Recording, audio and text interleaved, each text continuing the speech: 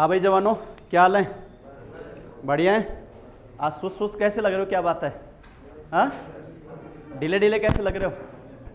ठीक हो सब? 8 बजे आते हो तो नाश्ता वास्ता तो करके आते हो ना? हाँ, क्यों? बनता नहीं तो उसमें बन क्या, सुबह सुबह वो स्प्राउट खाया करो, रात को भिगोया करो चने की दाल अपने आराम से, चना मूंग मोट भिगो के रख लो, उसमें क्या बनाना पड़ेगा? आलसी हो, आलसी तो खुद हो, बना के दो इनको तो। एक आदमी और लगाए तुम्हारे को मुंह में देने के लिए, पानी पिलाने के लिए, और सारा है ना। अपने चना मूंग मोट भिगो दिया करो 2 मुट्ठी, सुबह अपना बैग टांगा फांकते हुए आ जाया करो, सुबह सुबह का नाश्ता हो गया बढ़िया, बस क्या दिक्कत है उसमें? चलो अपना चैप्टर अगला जो है, में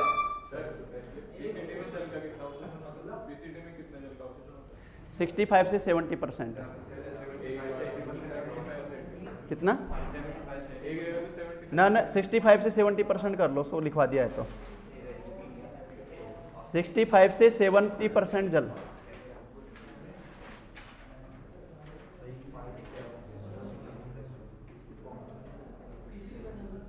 पीसीटी में 65 से 70% जल का वो बोल रहे एक जगह वो लिखवा दिया पहले शायद उसमें। कोई बात नहीं, ठीक है। हाँ ठीक है, कोई दिक्कत नहीं, तो जब का सही है वो सही है, 65 से 70%, कोई बात नहीं। अरे पहले 2 बार लिखा हुआ था, लास्ट में उसने लिखवा दिया था। आगे बढ़ो भाई। हेडिंग डालो, अगला चैप्टर है मानव तंत्रिका तंत्र, nervous system.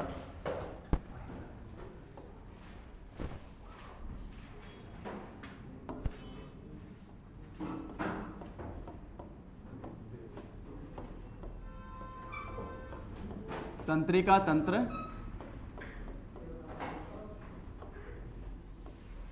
Nervous system, nervous system, तंत्रिका तंत्र, nervous system.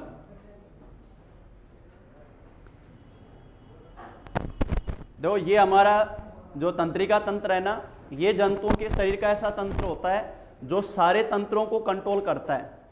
Control and coordination of all body organs and systems.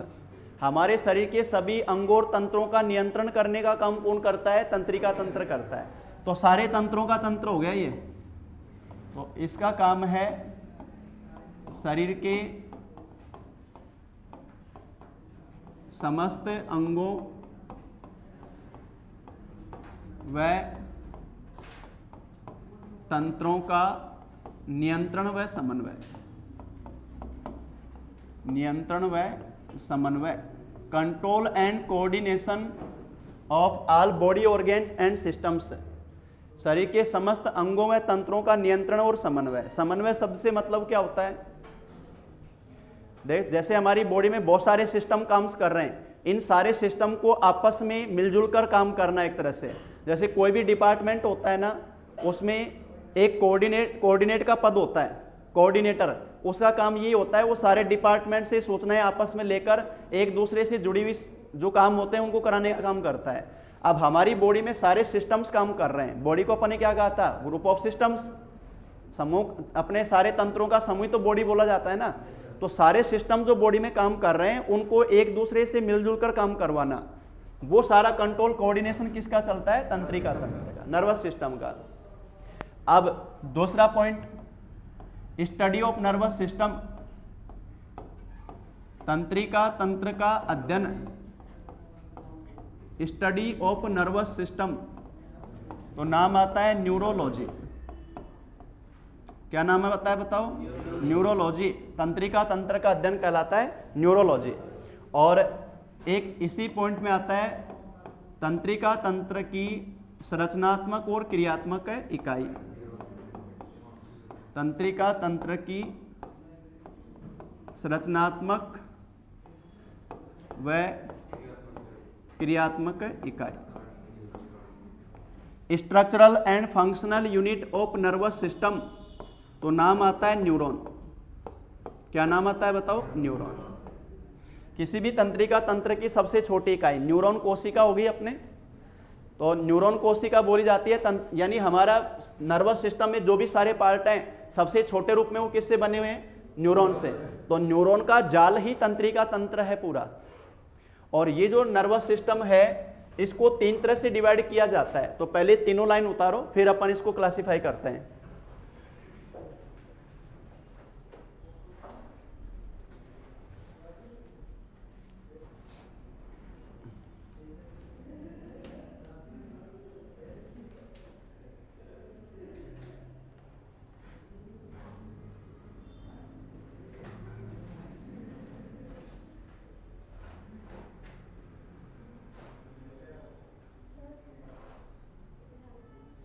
हाँ बिल्कुल जाओ।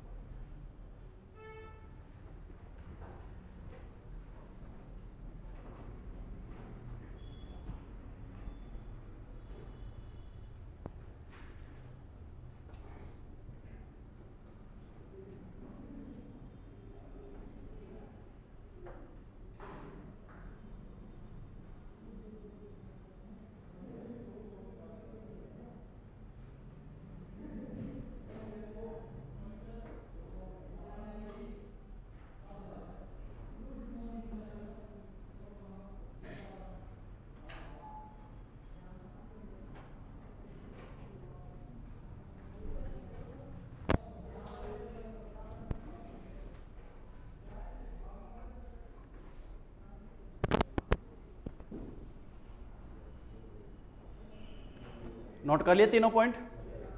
अब देखो हमारा तंत्रिका तंत्र जो बना हुआ है उसका वर्गीकरण कर रहे हैं अपन।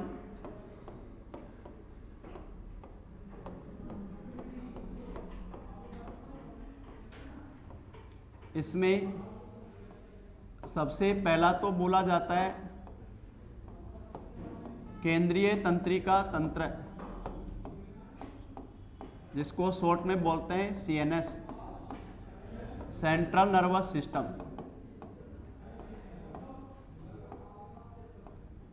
सेंट्रल नर्वस सिस्टम केंद्रीय तंत्रिका तंत्र।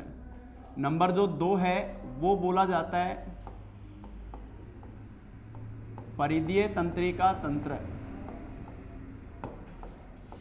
परिधीय तंत्रिका तंत्र जिसको शॉर्ट में बोलते हैं PNS, peripheral nervous system. Peripheral nervous system. और तीसरा बोला जाता है स्वायत्त तंत्रिका तंत्र।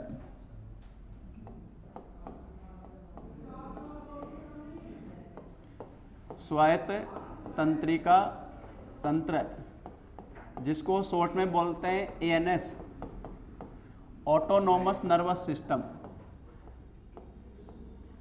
Autonomous nervous system.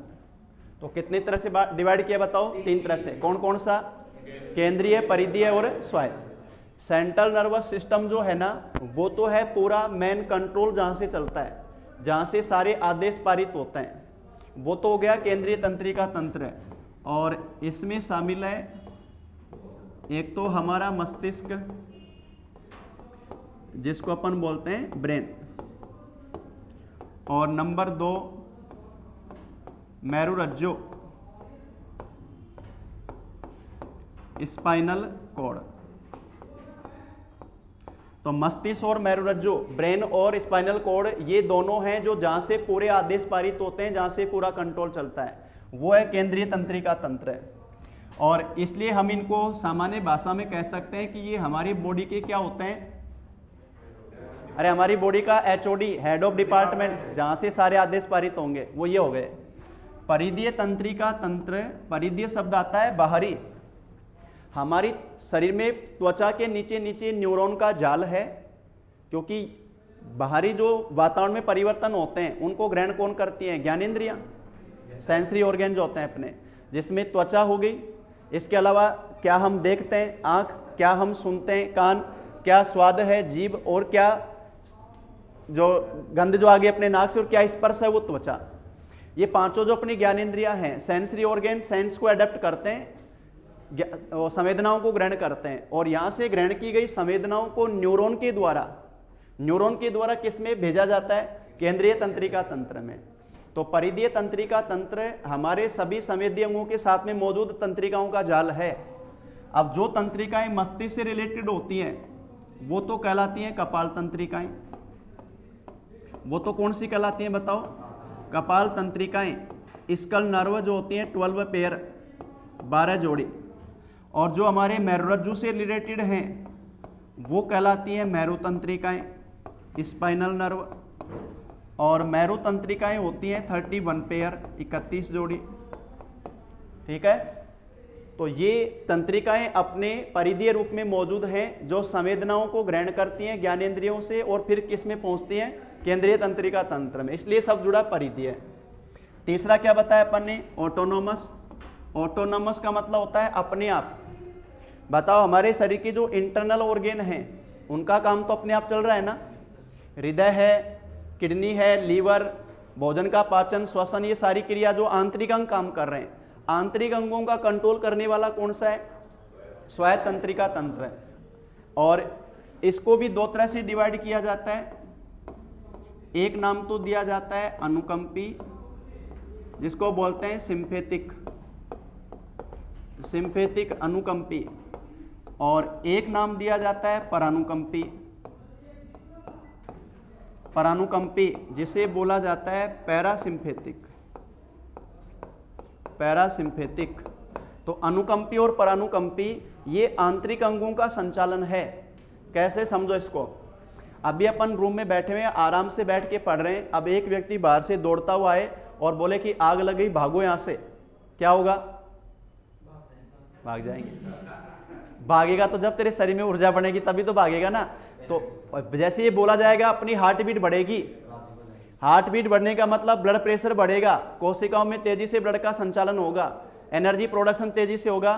तो एकदम से हमारी HBR को बढ़ाने का काम कौन करता है? अनुकंपी। जो अपन हार्मोन पढ़ते हैं, एड्रेनलिन हार्मोन, करो या मरो हार्मोन, एड्रेनलिन हार्मोन इसको संचालित करता है, आंतरिक अंगों का संचालन।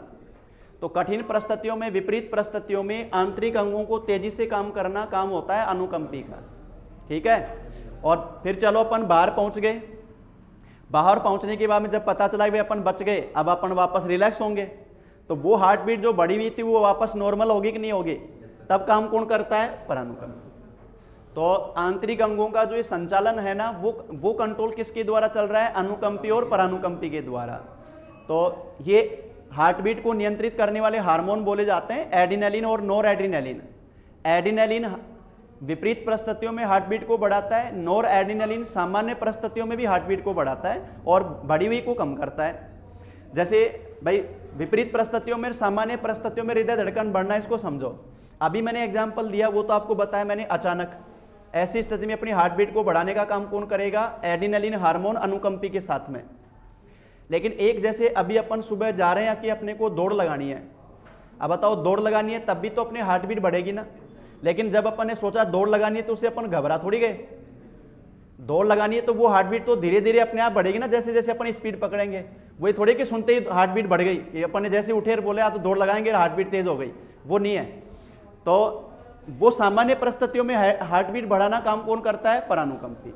और अनुकंपी के काम को डाउन करना भी काम कौन करता है? परानुकंपी।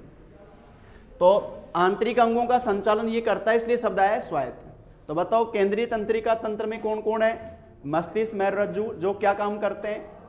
पूरा कंट्रोल करना, ये नहीं का तो काम है।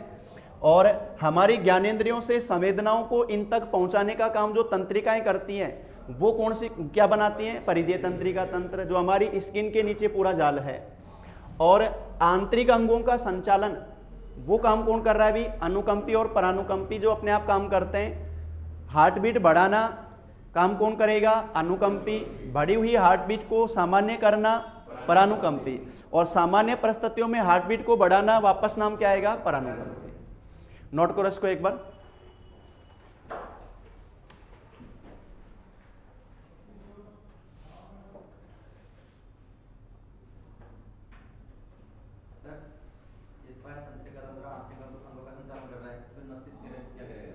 हाँ, तो ये स्वायत्त भी तो उसी का पार्ट है ना।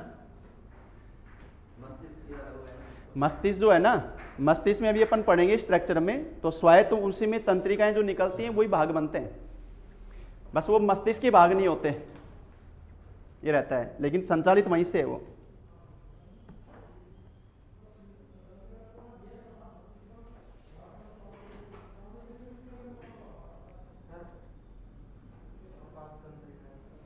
स्कल नर्व और स्पाइनल नर्व दो बोले जाती हैं।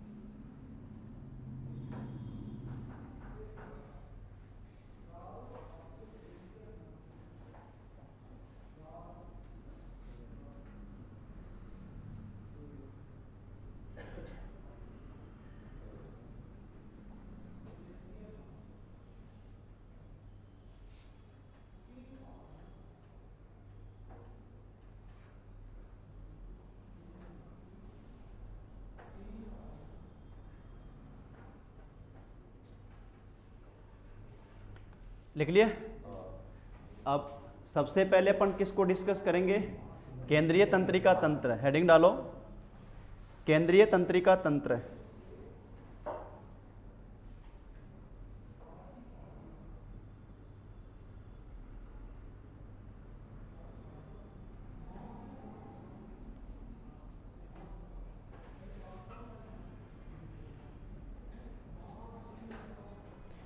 केंद्रीय तंत्रिका तंत्र,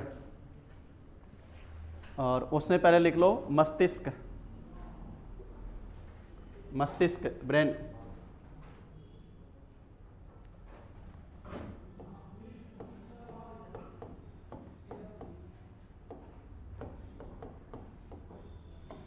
सबसे पहले तो हमारे मस्तिष्क की स्थिति बताओ, कहाँ स्थित है भाई? करोटी,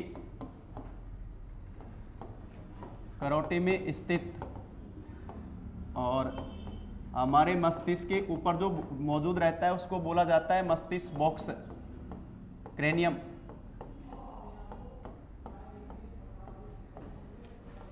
मस्तिष्क बॉक्स से आवृत, इसके द्वारा सुरक्षित है, ये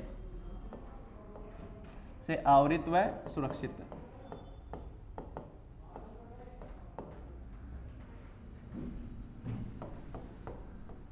तो मस्तिष्क बॉक्स जो होता है ना, तो अपनी जो स्कल है करोटी, जो अपनी गर्दन से ऊपर का पार्ट, गर्दन से ऊपर का पार्ट सारा स्कल हो गया।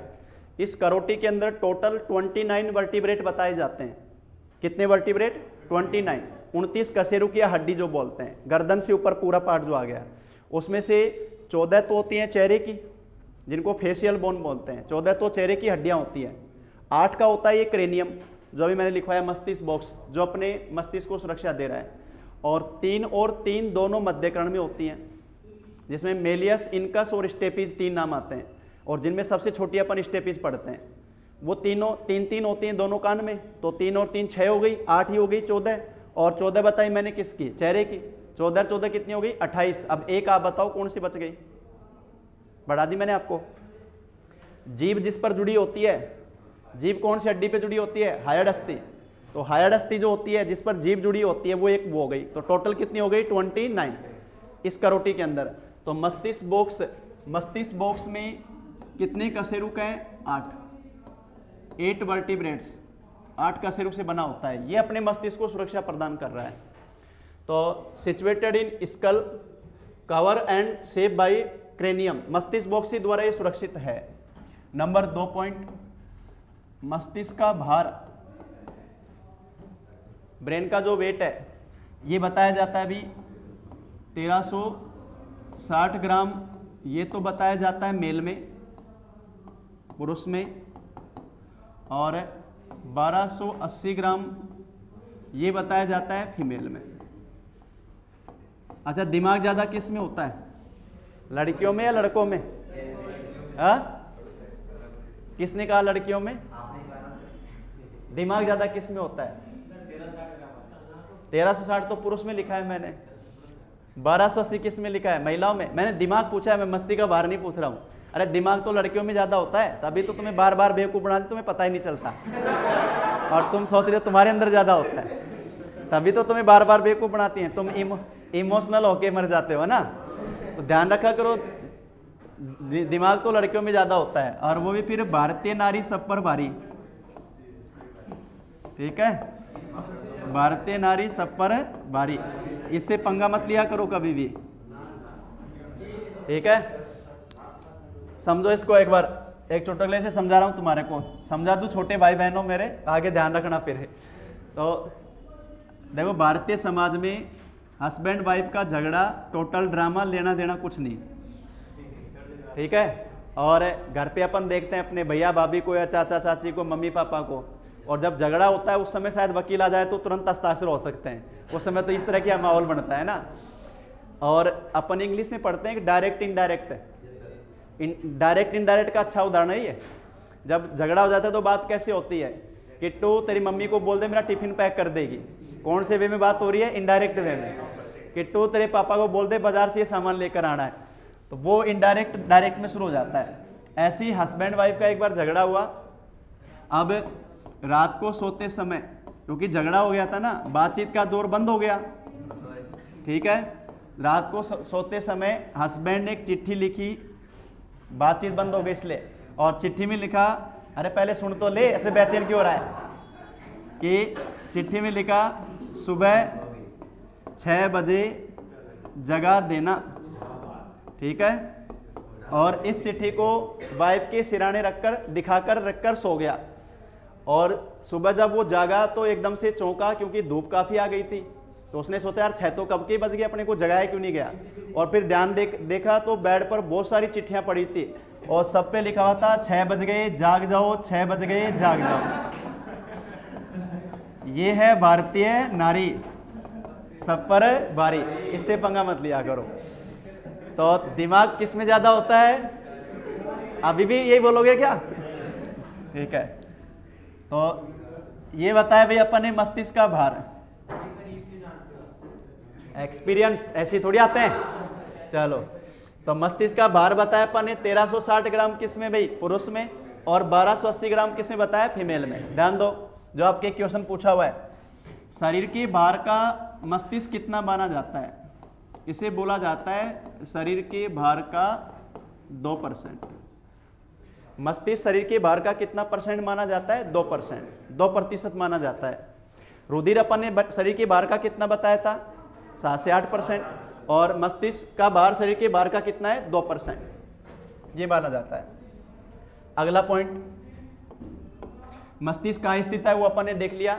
अब जैसे अपन मस्तिष्क बॉक्स को हटाएं तो अपना जो मस्तिष्क आएगा, तो पहले आएंगे आवरण, जिनको अपन बोलते हैं मस्तिष्क आवरण। मस्तिष्क पे जो झिल्लियां पाई जाती हैं, मस्तिष्क आवरण, जिनको इंग्लिश में बोला जाता है मेनिनजाइम। क्या नाम दिया जाता है बताओ, मेनिनजाइम, मस्तिष्क आवरण, मेनिनजाइम बोला जाता है। और ये जो मस्तिष्क आवरण है ना, ये पाए जाते हैं 3 त्रिस्तरीय। मस्तिष्क पे 3 झिल्लियां पाई जाती हैं। सबसे पहली झिल्ली को, पहली जो झिल्ली है उसको नाम दिया जाता है दृढ़ तानिका। बताओ क्या नाम लिखा मैंने, दृढ़ तानिका, जिसको बोला जाता है ड्यूरामेटर। इंग्लिश में ड्यूरामेटर बोलते हैं, ये वर्ड भी ध्यान रखना। और ये है आउटर दृढ़ आवरण। ये अगली सुरक्षा,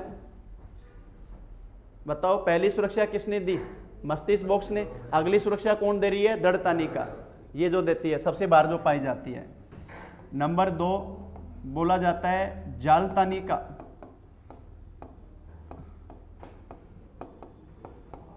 आर्नोइड जो होता है, जाल तानिका, ये है मिडिल में, बीच वाली परत, जिसमें रुधिर वाहिनियों का जाल होता है।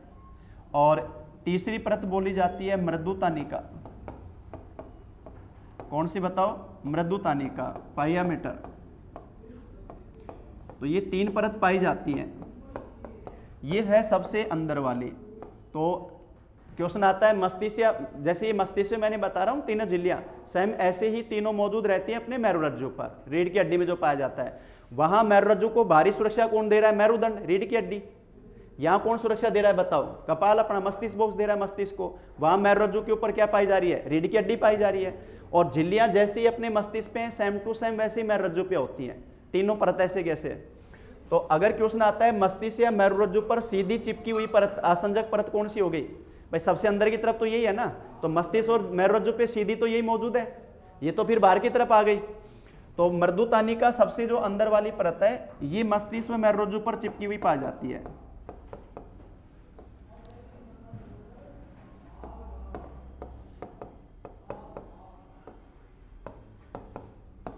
मस्तिष्क व मेरुरज्जु पर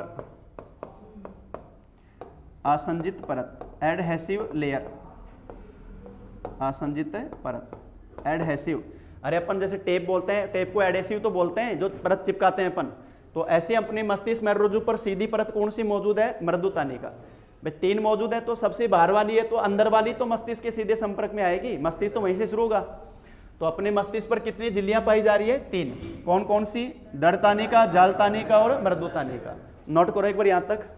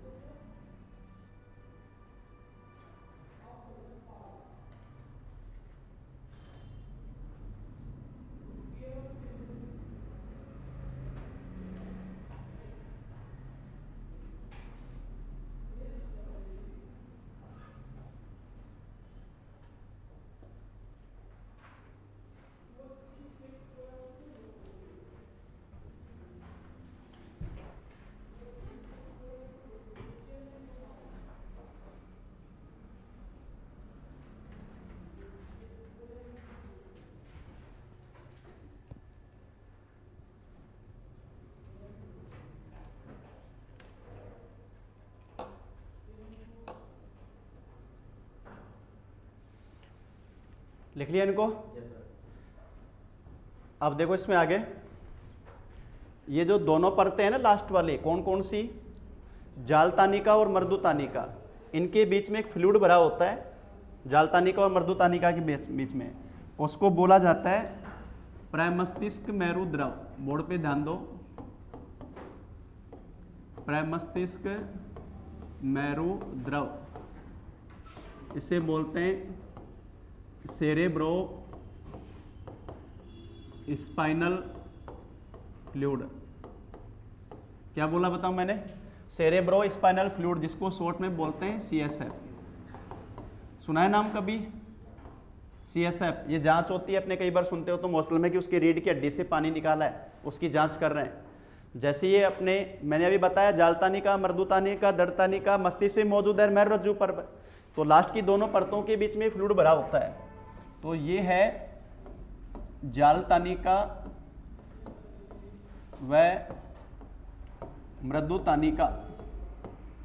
जाल तानिका व मृदु तानिका के मध्य भरा तरल। ठीक है, अब ये तरल जो भरा होता है वो क्या काम करता है, इसका कार्य है मस्तिष्क को यांत्रिक आघात से बचाना। मस्तिष्क को यांत्रिक आघात मैकेनिकल शॉक, जिसमें आ गया चोट लगना, घर्षण से बचाना, यांत्रिक आघात से बचाना, ये इसका काम है। प्रमस्तिष्क मेरु द्रव का काम क्या हो गया अभी, मस्तिष्क को यांत्रिक आघात से बचाना, प्रोटेक्ट अगेंस्ट मैकेनिकल शॉक, जिसमें आ गया अभी चोट या घर्षण, उससे इसकी सुरक्षा प्रदान करना। बताओ पहली सुरक्षा किसने दी, मस्तिष्क बॉक्स ने, क्रेनियम ने। दूसरी सुरक्षा किसने दी, दड़ तानिका, कठोर जालिका जो बारी पर जो कठोर बताई थी अपन ने। और तीसरी सुरक्षा कौन दे रहा है, CSF। ऐसा क्यों, अपन पढ़ेंगे हमारी बॉडी में नर्व सेल, न्यूरॉन ऐसी सेल हैं जिनमें विभाजन क्षमता नहीं पाई जाती। ठीक है, न्यूरॉन कोशिका में विभाजन क्षमता नहीं होती। जैसे अपने हड्डी टूटती है, जुड़ जाती है, क्योंकि नई कोशिका बन जाती है। घाव होता है, कहीं पर भी भर जाता है, नई कोशिका बन जाती है। लेकिन न्यूरॉन अगर डैमेज होंगी तो वो दोबारा नहीं बन पाती हैं। ठीक है, क्योंकि उनमें विभाजन क्षमता नहीं पाई जा रही। तो हमारी नर्व डैमेज होती हैं तो वो दोबारा नहीं बन पाती। इसलिए आपको बोला जाता है always wear helmet when you drive, कि जब भी चलो तो हेलमेट जरूर पहनो, क्योंकि हड्डी टूटेगी, हाथ पैर टूटेंगे, जुड़ जाएंगे। क्या कह रहा है, हेलमेट, हाँ चलो तभी तो कह रहा हूं। तो वैसे तो आजकल पैदल चलते हुए ठोक जाते हैं, तो ये रहता है, क्योंकि कारण क्या है, देखो हाथ पैर टूटेगा, जुड़ जाएगा, नई कोशिका बन गई, घाव उगा हो जाएगा, लेकिन खप्पर खुल गया तो कहां से जुड़ेगा, न्यूरॉन डैमेज हो जाएंगे, दोबारा नहीं बन पाएंगे। अब यूथ का क्या रहता है, एक तो चलाते हैं बहुत स्टाइलिश हैं, यों करते हुए, और फिर उनके लिए हेलमेट केवल क्या रहता है, रेड लाइट पे आए तो लगा लो, पुलिस वाला देखे तो नहीं तो अपना फिर वापस टांग लो उसको। और पुलिस वाले को चिढ़ाते हो रहे हैं, उसके सामने से निकल जाते हैं, फिर करते हैं आजा, अब आजा पीछे, उसको चिढ़ाते हो रहे हैं। अरे वो तो ठीक है, कानूनी अपना काम कर रहा है, लेकिन ये तो हमारी सुरक्षा है भी। तो कई बार देखते हो आप, ब्रेन डेड घोषित कर दिया। ठीक है, ब्रेन डेड का मतलब क्या हो गया, उसका मस्तिष्क इतना क्षतिग्रस्त हो चुका है कि वो दोबारा जीवित होने की स्थिति में आएगा ही नहीं। बॉडी ऑर्गन काम कर रहे हैं लेकिन ब्रेन डेड है।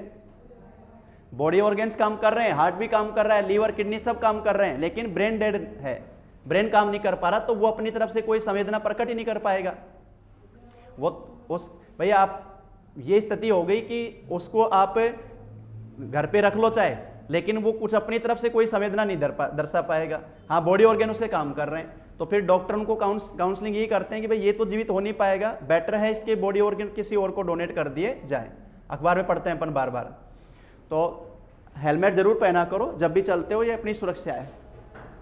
तो इसका कार्य क्या हो गया भाई, मस्तिष्क को यांत्रिक आघात से बचाना, ये इसका काम है। अब ध्यान दो, इसी से रिलेटेड एक पॉइंट आता है, अपन रोगों में एक नाम पढ़ते हैं मेनिंजाइटिस। मेनिंजाइटिस जिसको बोला जाता है मस्तिष्क आवरण शोथ। मस्तिष्क आवरण शोथ,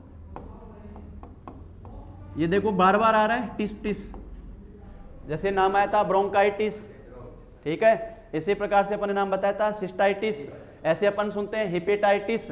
ये सब क्या है? सूजन, शोथ, इन्फ्लामेशन। तो मस्तिष्क आवरण अपन ने क्या बोले थे? मेनेंजाइम। अभी मस्तिष्क आवरण क्या लिखवाए थे अपन ने? मेनेंजाइम। मस्तिष्क झिल्लियों में सूजन हो जाती है तो वो बोला जाता है मेनेंजाइटिस। पहली चीज तो ये कि ये रोग कैसा है? वायरस जनित रोग। और इस रोग का प्रसार करती है मादा क्यूलेक्स मच्छर। इस रोग का प्रसार है मादा क्यूलेक्स मच्छर के द्वारा इसका प्रसार। और ये है कि वायरस इन्फेक्शन से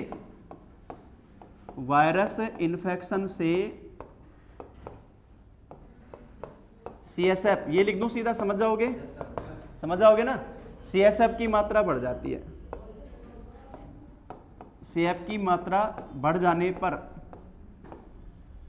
वायरल इन्फेक्शन से CSF की मात्रा बढ़ जाने पर दबाव किस पर पड़ेगा बताओ? झिल्लियों पर।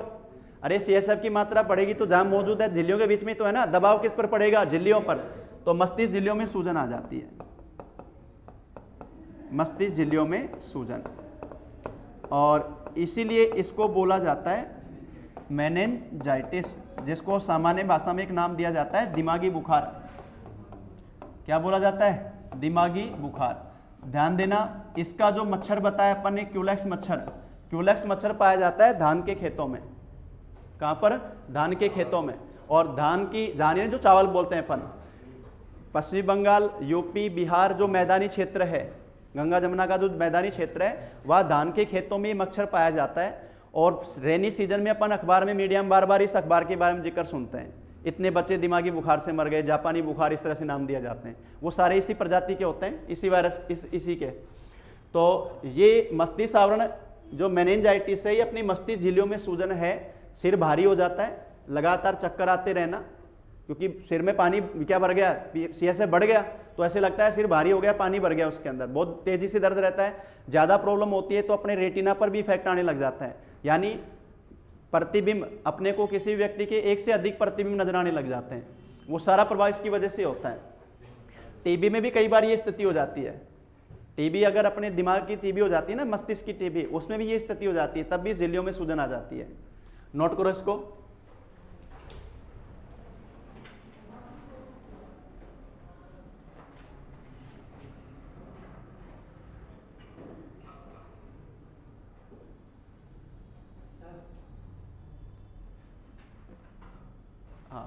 Fluid present between arachnoid and pia mater. Fluid present between arachnoid and पाइयामेटर।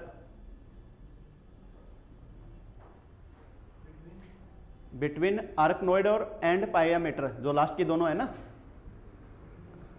Arachnoid and पाइयामेटर। और वर्क हो गया protect against mechanical shock. Protect brain against mechanical shock. Protect brain against mechanical shock.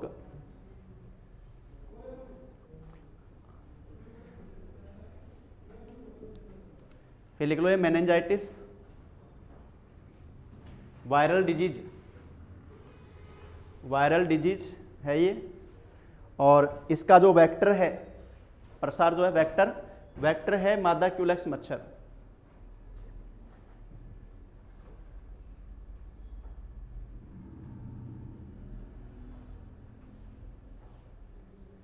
और फिर इसमें लिख दो इन्फ्लामेशन इन ब्रेन मेम्ब्रेन या मेनिंजाइन।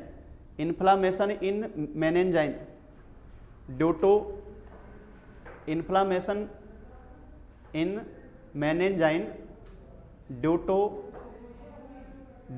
excess quantity of CSF, due to excess quantity of CSF।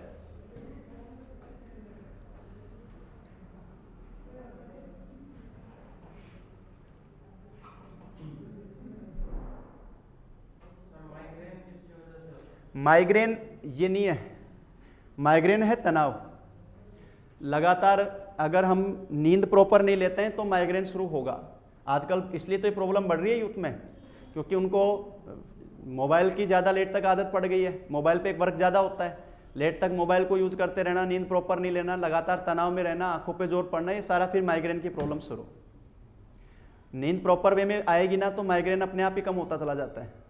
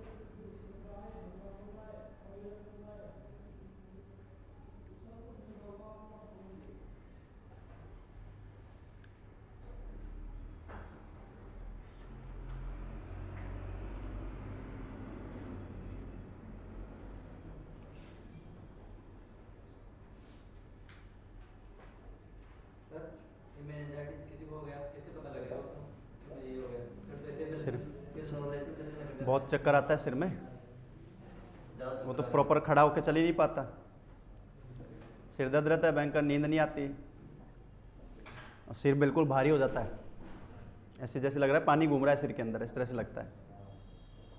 होता है तब बहुत घातक है, लाइलाज है, जल्दी से ठीक हो ही नहीं पाते हैं। नोट कर लिया इसको। अब देखो अपने मस्तिष्क के part,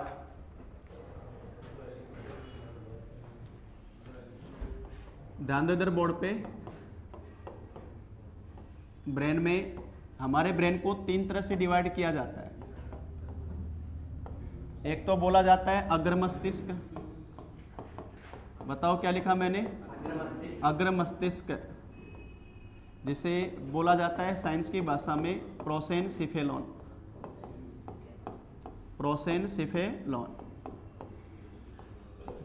for brain, for brain अग्र मस्तिष्क। एक बोला जाता है मध्य मस्तिष्क, मिड ब्रेन,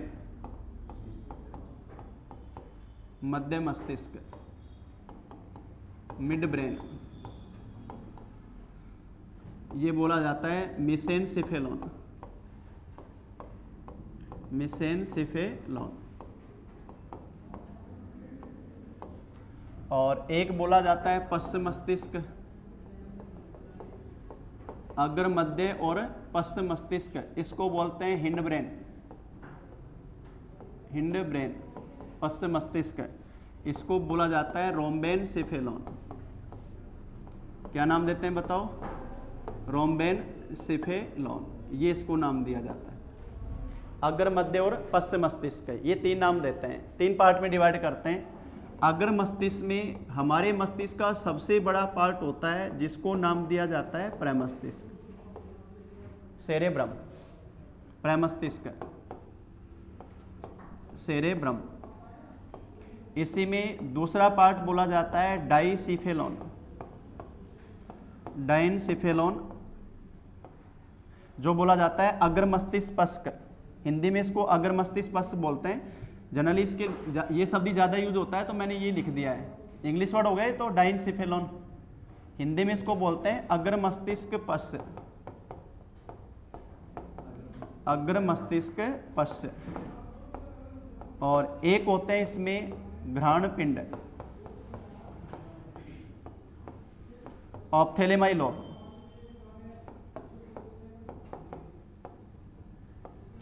ऑप्थेलेमाई लोब, घ्राण पिंड। ये तो बताओ किसके पार्ट हैं अपने, अग्र मस्तिष्क के, जिसमें सबसे बड़ा पार्ट कौन सा होता है, प्रमस्तिष्क। फिर जो मध्य मस्तिष्क है, मध्य मस्तिष्क में होती है दृष्टि पाली, ऑप्टिक लोब,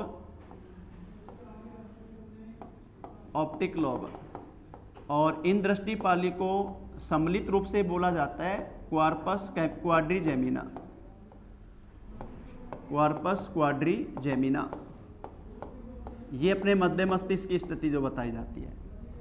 और पश्चिम मस्तिष्क में एक तो होता है अनुमस्तिष्क, अनुमस्तिष्क सेरेब्लम, सेरेब्लम जिसको छोटा दिमाग भी कहते हैं। एक होता है मेडुला ऑब्लांगेटा, मेडुला ऑब्लांगेटा, और एक बताते हैं पोन्स। ये हमारे किसके पार्ट होते हैं भाई, पश्चिम मस्तिष्क के। ये नोट कर लो, इनको अपन डायग्राम से कल डिस्कस करेंगे। हाँ ये भाई साइंस में नाम ये आता है, इंग्लिश के हिसाब से वर्ड तो ये यूज करेंगे, लेकिन साइंटिफिक तो वर्ड यही आते हैं, तो कई बार यही वर्ड लिखे आते हैं साइंटिफिक जो वर्ड है, मेडिकल वर्ड जो बोले जाते हैं।